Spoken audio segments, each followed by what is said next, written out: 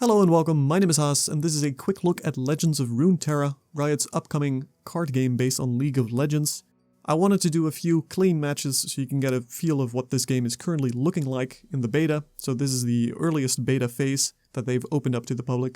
This will run for I think about 5 days. So let's see if we can get into some good games. And our first match is against Ionia Piltover, so this is relatively aggressive, most likely.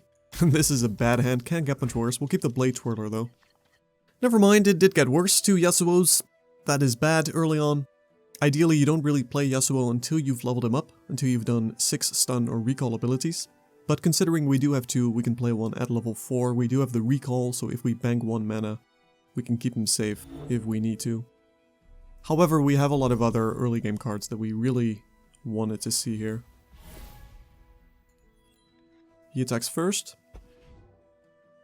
And he's probably playing, yep, Inspiring Mentor, a 1-1 that gives something in his hand, 1-1. Fairly simple, but the pain now begins. As this old man starts chipping away at our health. Luckily, we do have the Blade Twirler. It's a very good blocker with 3 HP. Culling Strike, excellent. We'll play the Blade Twirler. And we can attack, which he won't block, but let's see what he plays. Academy Prodigy. Now, interestingly, they both have Quick Attack, but Quick Attack, as it says on the tin, I suppose, only works when you're attacking. So he can't actually block with this. If he does, ours will kill his. And that is this round. So we do have 1 mana bank now, in case we need to save someone. And the Culling Strike is going to be very useful here. We can use it to kill anything with 3 power or less. So we'll use it on the Prodigy. Interestingly, he didn't buff the Prodigy. Well, there we go. He buffed the second Prodigy. And we can't really do anything against that except take the 4 damage. We'll kill the 3-1. We didn't need to do this before the attack phase because it is a fast spell, so we could do it during the attack phase. But considering he only has 1 mana, with his color combination he can't actually do anything else. Except maybe play a 1-1. However, turns and phases are very important to keep in mind with this game. We'll get more into it as this game goes along, I'm sure. Here we go. Now we have 1 mana here, so we could technically block with the 1-3, recall it, and then we won't take 4 damage. However, we won't do that. It's not really worth it. More to the point, once we play our first Yasuo, our second Yasuo will turn into his respective skill, Steel Tempest, which allows us to stun something. And so saving this 1 mana, which goes into our spell mana, once the turn ends, as you can see right now. Sentry. Okay, we're just gonna play Yasuo here. And again, we have the 1 mana for the recall if we need to. However, I think next turn, what we'll do is we'll do Culling Strike for 3. And then we have Steel Storm for 3 as well. Because next turn we'll have 5 plus the 1 we banked. Played Zed. Yep. We'll definitely do that. That's excellent. We'll attack for 4 here. If he didn't play anything with 3 or less, of course, then we could have used it for something else. But in this case, we'll definitely keep it for the Steel Tempest and the Culling Strike. He'll probably chump block this with a 1-1. He doesn't have the mana to buff it. He needs 3 to buff it, so no risk there for us. The only problem going forward here is he might have Deny, which is part of Iona's kit.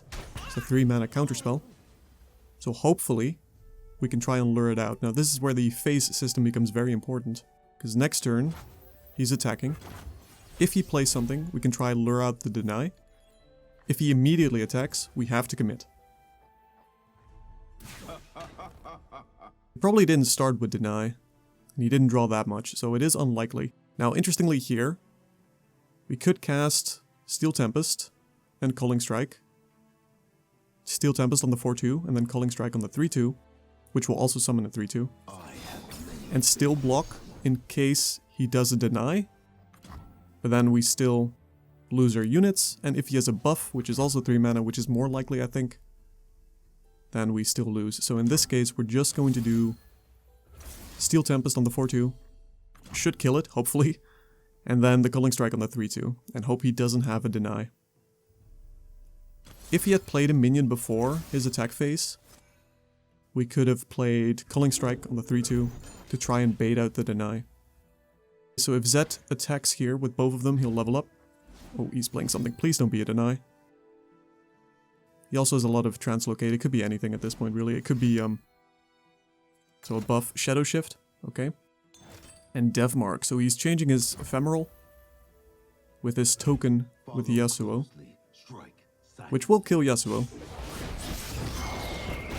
But his Zed won't level up, and we do kill the 4-2.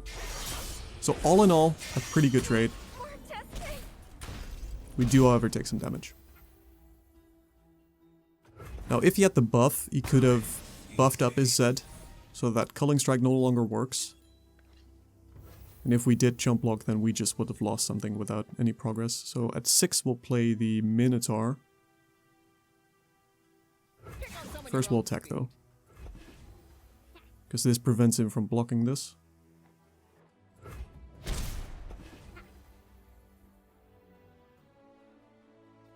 And then he's probably playing Zed again.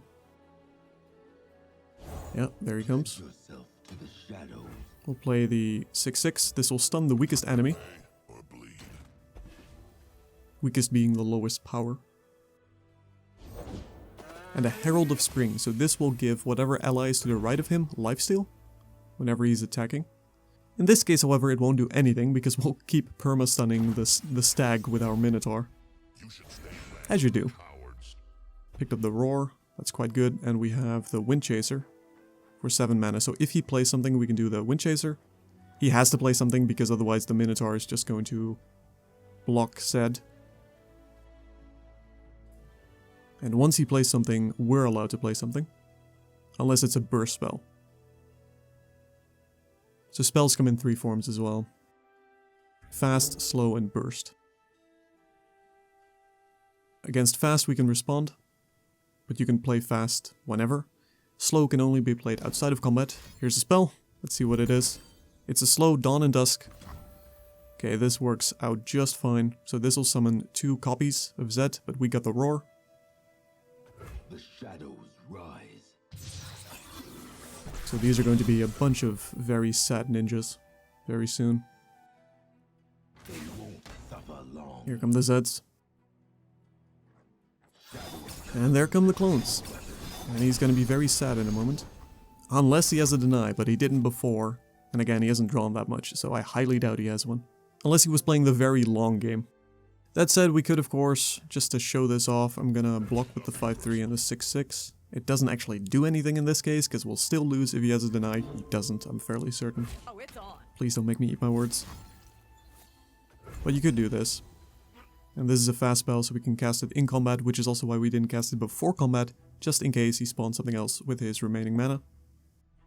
Please don't keep us in suspense. Nope, there they go. And they're all gone. So most of those are ephemeral, so they'll all die at the end of the turn.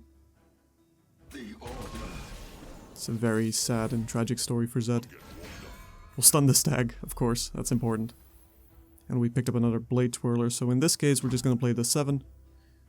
Stun the remaining 2. This allows him to play 1 card. Most likely 1 blocker. For the 23-3, I assume. 27 now, excuse me. It's almost certainly not going to do its damage.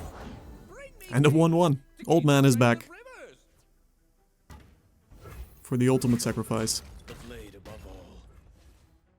But obviously this was a net gain by stunning both of those. We could have attacked first, but then he just would have blocked it. With something else. A Mystic Shot. This is interesting. Because it doesn't actually kill it, because we have Quick Strike. He might be trying to bait out a deny. We did keep the recall from the start, so he might think we have a deny. But that doesn't really change anything for me right now, because I can just recall whatever I want if he does play something bigger. He doesn't. And now he's on 4. Bad times for him. Jinx. Okay. So Jinx will level up once his hand is empty. Which should happen about now. Swiftfoot. Excellent. So hopefully he plays something, then we can just recall most of them. Most likely he'll attack immediately. Okay, he's playing something. Okay, that kills our 29-1. Very sad story. Got buffed up all the way to 29, didn't even get to attack. And Jinx levels up, of course. There, we're not gonna recall this, that's really not worth it. It's never gonna be very relevant. Plus, that animation is beautiful, so. Now, we'll play the 9 mana, the Swiftfoot, recall his units.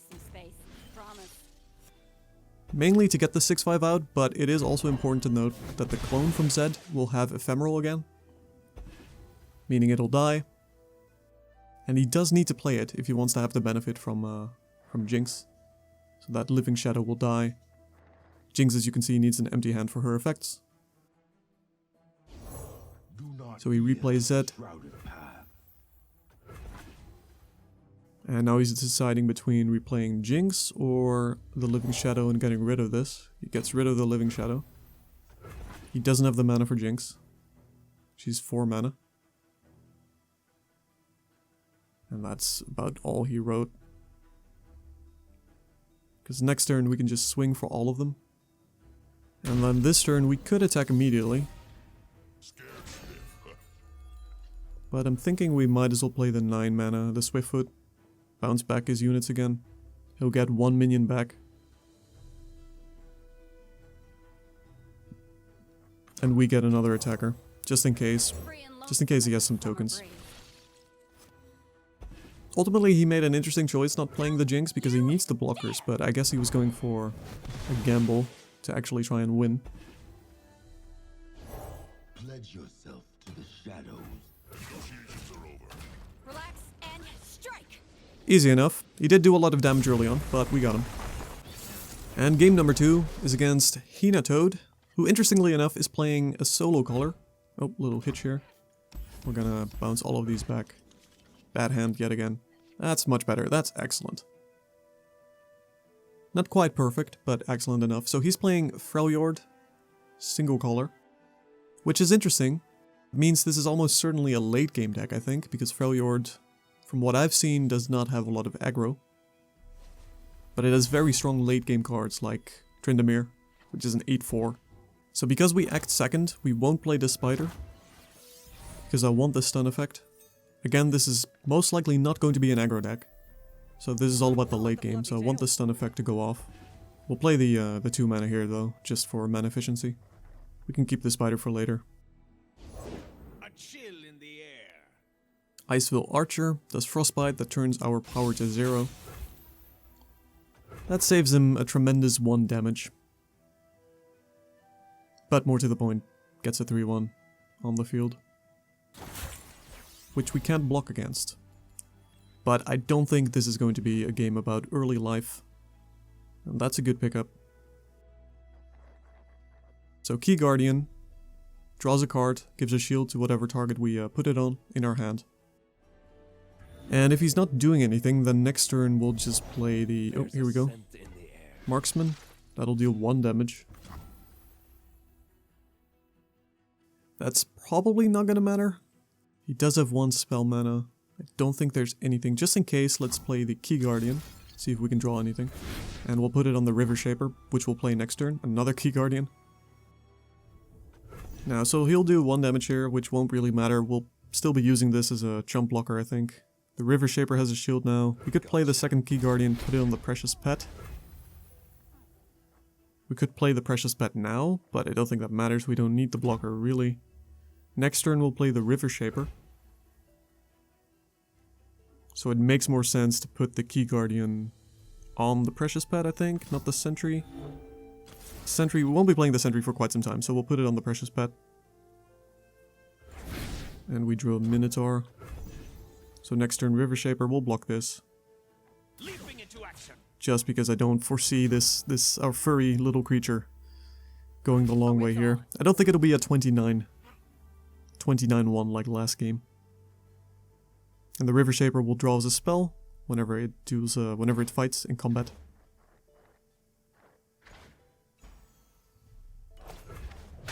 Not a random spell, mind you. No spell we have in our deck, so ultimately it's another way to thin out our deck. And get us more options. So in this case, we'll play the Precious Pet first. This will stun whatever he plays next. So it's a very good thing to play at the start of your turn. And then we'll play the River Shaper. They both have shields, so I'm not worried about them dying. The nice thing about the River Shaper having a shield is that you get 2 spells almost guaranteed. And he plays Ashe. Ashe is very good.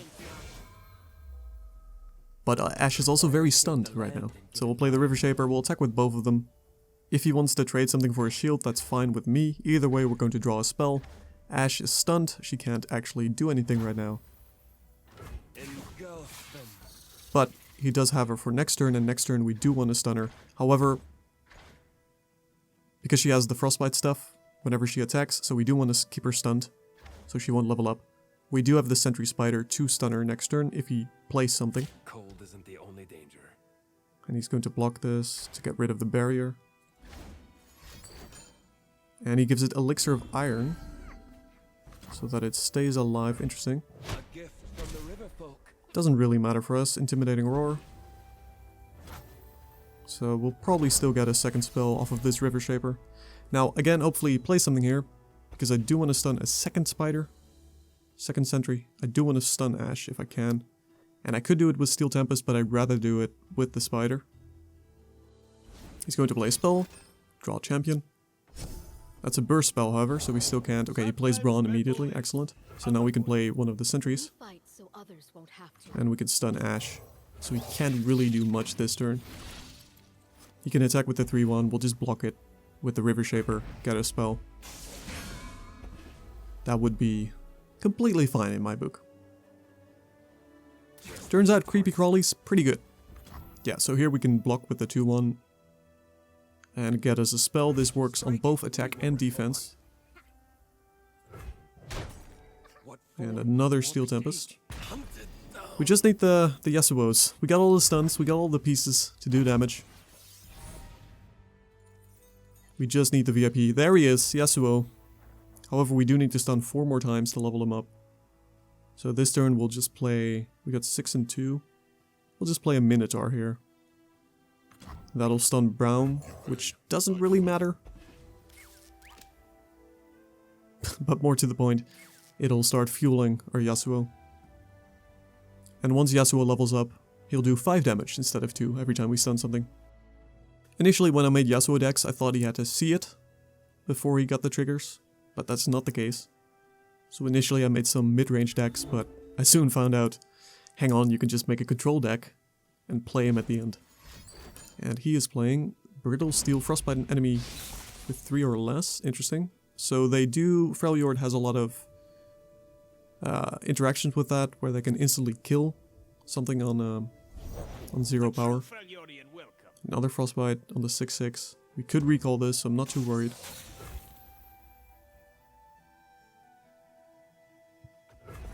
And we'll just pass.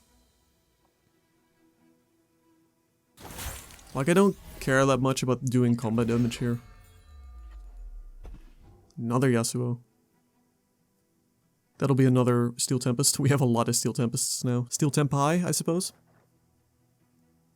Let's see what he plays. If he attacks immediately, we have to use a Steel Tempest on the Ashe. So I'd rather he doesn't. Outrider. So this is Allegiance. We could use your help. Which only works if the top... We'll play Yasuo here. Which only works if the top card is part of the same color. So part of the same zone, I should say. So now we have Yasuo out. So now we'll also deal damage with Steel Tempest. Or the Spider. Ideally the Spider if he plays another thing. Because the nice thing about the Steel Tempests is you can use them mid-combat, of course. And we do also have the Roar, which is a massive combo swing. Omen Hawk, excellent. So now we can play the Spider. Stun Ashe again. We'll do 2 damage against Ashe, which doesn't really matter, because we can't actually kill her with anything we have right now. The Minotaur Roar only works against units with 4 or less, so Ashe actually dodges that. He attacks with the 3-1 and the 3-3, and the 1-1. Okay, we can just block this quite easily.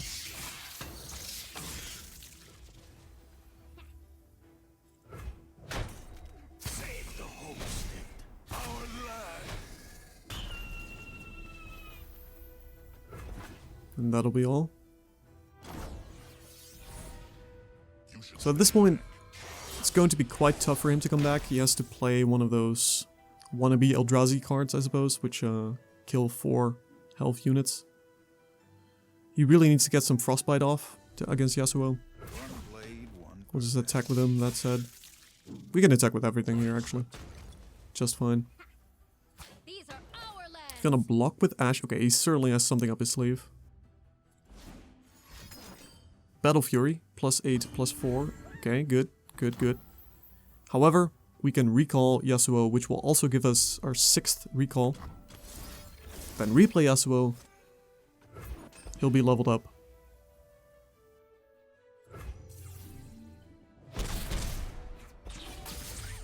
And once he's leveled up, we can actually start killing Ashe. 3 mana, I'm not sure what he can do with that. Nothing, turns out. I follow only one path, my own. And there's Yasuo. Is a leaf's only purpose. So now we need him to actually attack with Ashe. And then we can kill her instantly, because now he'll do 5 damage. We will stun Braum again. Poor Braum. Kill him immediately. You really gotta do a lot, Braum, this game. Typical MOBA player. Now, he might have those wannabe Eldrazi cards, the She Who Wonders, She Who Wins Games, whatever they're called. Iceville Archer, Frostbite, okay. However, that wouldn't have worked against Yasuo now that he's leveled up. So it's just another reason why we'd ideally really have Yasuo leveled up before we play him, but we did of course have 2, so we can just bounce these. Feet were made for And Rome. kill them as well. This is quite sad. I'll knock 'em down. I think this entire game we kept both Ashe and Braum completely stun-locked. Feels like I'm playing my WoW rogue.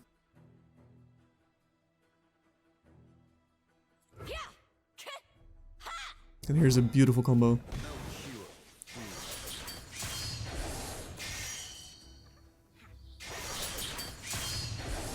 And they're dead. Unify the tribes. He still, however, has 10 mana, so not completely out of the fjords yet. And he surrendered. There we go. 2-0. Alright, and now for something a little bit different. Because I am such a fan of the creepy crawlies, let's make an entire deck based around it. We're gonna put these all back though. We're up against Ionia and Peltover again. This is quite bad of an opening hand. We have nothing to play. So this is a token deck based on spiders. Lovely. There isn't actually... Now that I think about it, there's a distinct lack of being able to set things on fire in Legends of Runeterra. That would have been a hard counter to our creepy crawlies. Played the 1-1 again. We could kill it this turn, but... Precious Pet. So we're not on the play. So it's unlikely we'll get a lot of value out of it. However, this is not a stun-based deck. We have the Guillotine, we have the Vile Feast, so we could play this and spawn a spider.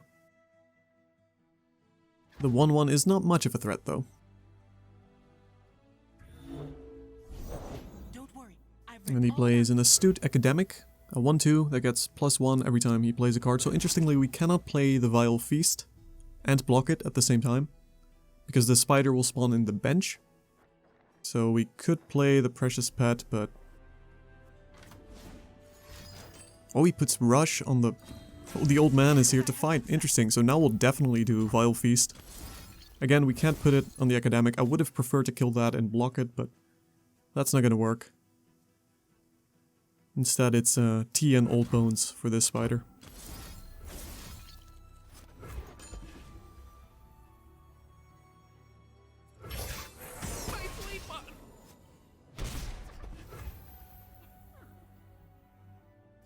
We'll pass here. We'll keep the spider in the sideline for now. It's gonna take a bit before we can actually synergize with it. This turn we can play Crawling Sensation. This turn we can play Katarina.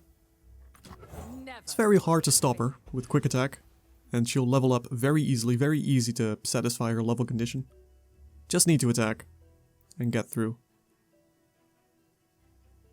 And it's unlikely at 3 mana he has an answer. Golden Crushbot.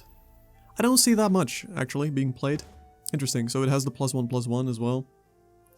Now, that means we can't do anything this turn, but we do have the guillotine. So I think we can do a long setup here. Guillotine allows us to kill a wounded target, which will still work against the crush bot, even though it's buffed. And if we attack it for 1, we essentially just remove the buff. But I want to keep the guillotine for now, because guillotine, you can keep using it. He plays an Academy Prodigy. We've seen these before. We cannot block this. We could play the Spider now, just to block the 2/2.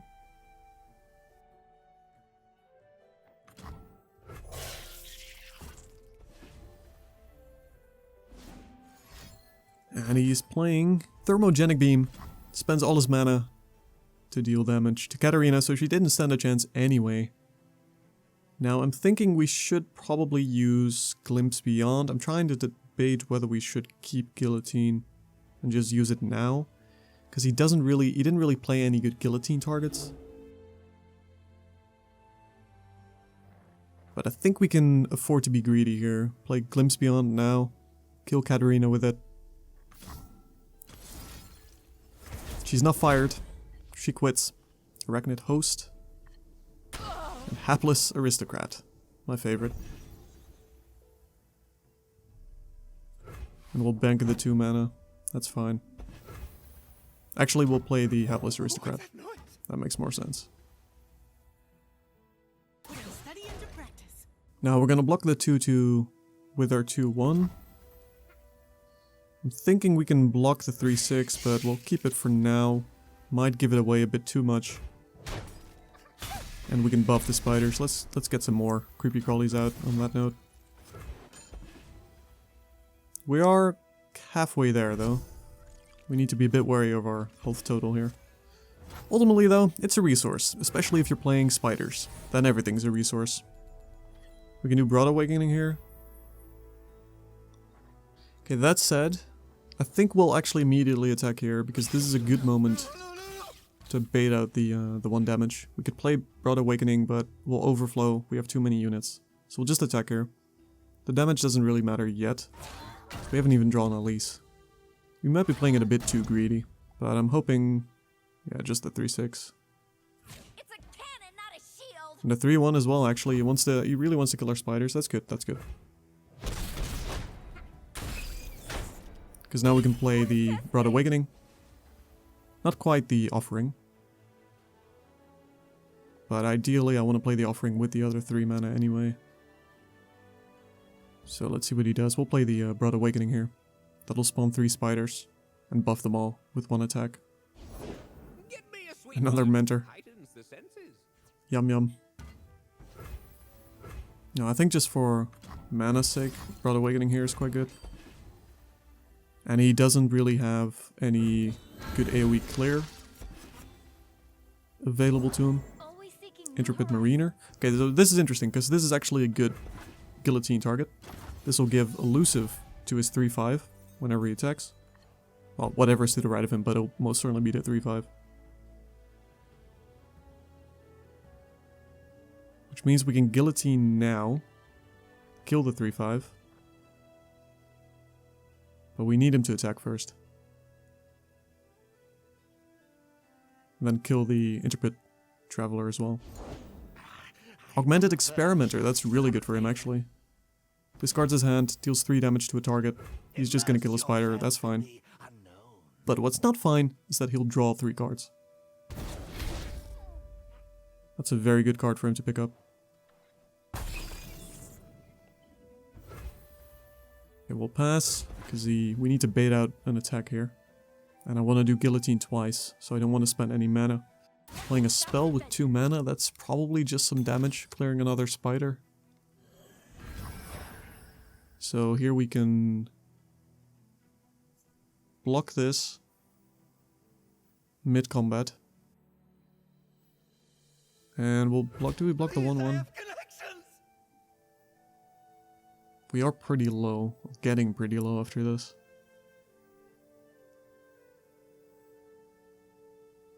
But we do have a lot of... I kind of want to keep the spiders until I have the mana for the offering, and I want to do guillotine twice here. First on this robot.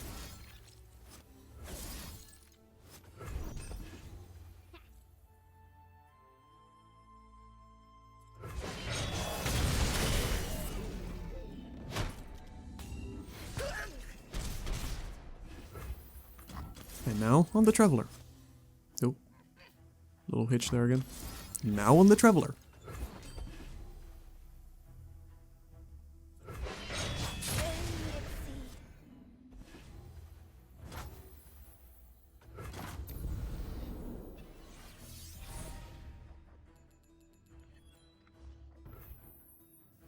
Okay, so we can play some big stuff here, but I'm curious what he has in his hand, because I'd like to get the fresh offerings going. Let's play the Precious Pet, stun whatever he summons next.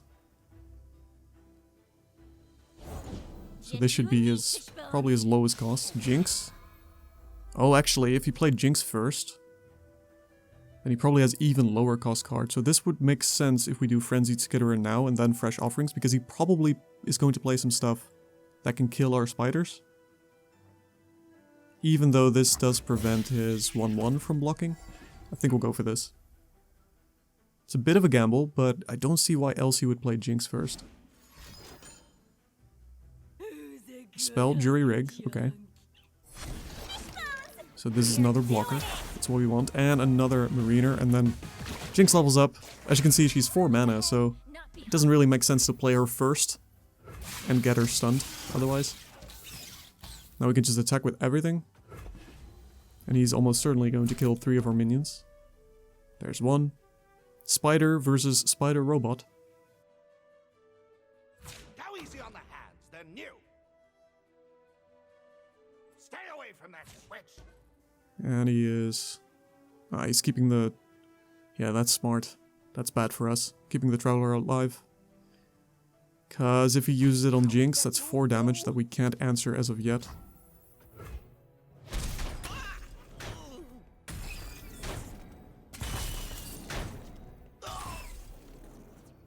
However, 3 enemies died. Allies, rather. Same thing. So now we can get a shiny 6/6 with Fearsome. Now, we do need an out for next turn.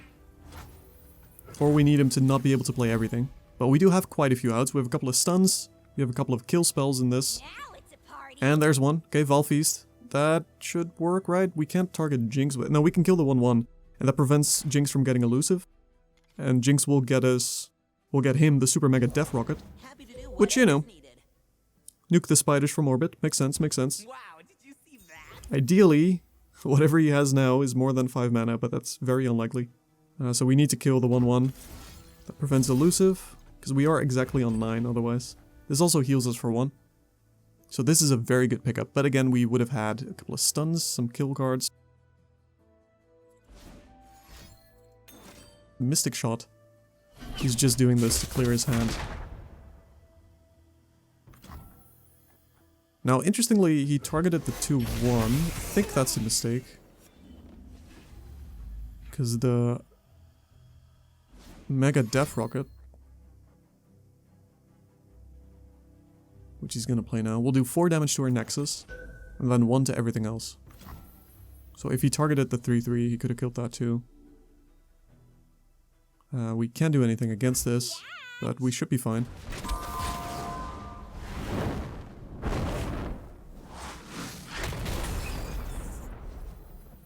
No, we can't quite win next turn, but we're getting close. He'll draw 2 cards every time though. So he has a lot of outs as well.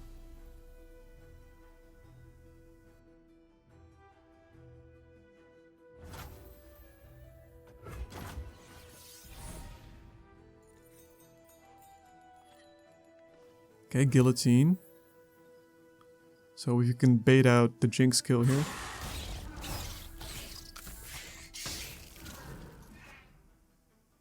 And he has to block. He does block with Jinx. That means we immediately want to do Guillotine after this.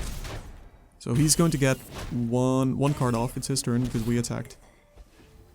And then we need to do Guillotine immediately before he plays the second card. Because that prevents him from getting another nuke. Patrol 1. Look out. Okay, so this is not very good for our mana. But turns out life is a bit more important than mana. Take that, wizards. And an astute academic. Okay, we should have this in the bag now. We can play the host. We can't attack next turn, however, so he's going to get 2 more potential outs. Nope, he surrendered. There we go. 3-0 for now. Creepy crawlies win again.